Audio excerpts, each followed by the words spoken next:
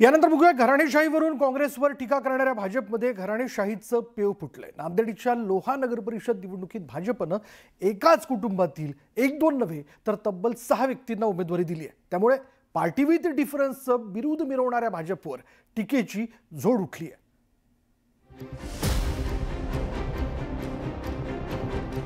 नांदेड जिल्ह्यातील लोहा नगर परिषद निवडणुकीत भाजपनं उमेदवारी देताना पक्षाच्या विचारधारेला मूठमाती दिली। भाजपनं सूर्यवंशी कुटुंबातील 6 जणांना उमेदवारी देत जणू नवा विक्रम केला। नगराध्यक्ष पदासाठी भाजपनं गजानन सूर्यवंशी यांना उमेदवारी दिली, तर नगरसेवक पदासाठी गजानन सूर्यवंशी यांच्या पत्नी गोदावरी सूर्यवंशी यांना तिकीट देण्यात आले।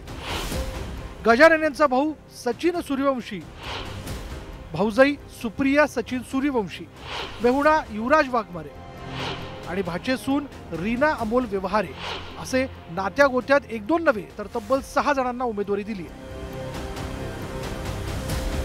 तर आमच्यावर नेहमी असं टीका होत आहे आमच्या घरावर की तुम्ही 6 उमेदवार दिलेत म्हणून, पण वार्ड रचना पण बदललेली आहे आणि त्याच्यामध्ये उमेदवार वाढून आलेले आहेत मतदार, त्यामुळे एक उमेदवार आमच्या घरातून जाणं तिथं अनिवार्यच होतं।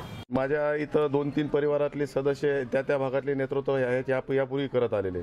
1995 पासून माझ्या घरातले 2-3 सदस्य अलग अलग ठिकाणी प्रतिनिधित्व केलेलं आहे आणि लोहा सभागात राहिलेलं आहे। हे लोहा शहरातील सर्व जनतेला माहीत आहे। आता हे विकासाचा आणि त्यांना काही मुद्दाच नाही आहे। लोहा कंधार मतदारसंघ हा राष्ट्रवादीचे आमदार प्रतापराव चिखलीकरांचा राजकीय गड मानला जातोय, पण नगरपंचायत निवडणुकीत भाजपनं स्वबळाचा नारा बुलंद केला।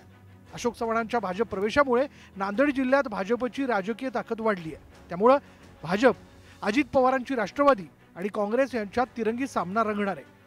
हे स्वतःला महाराष्ट्राचे जिल्ह्याचे नेते समजून घेतात, त्यांना उमेदवार मिळणं गेल्यावर काय करतील ते तर एकाच घरचे 6 नाही 10 पण देतील।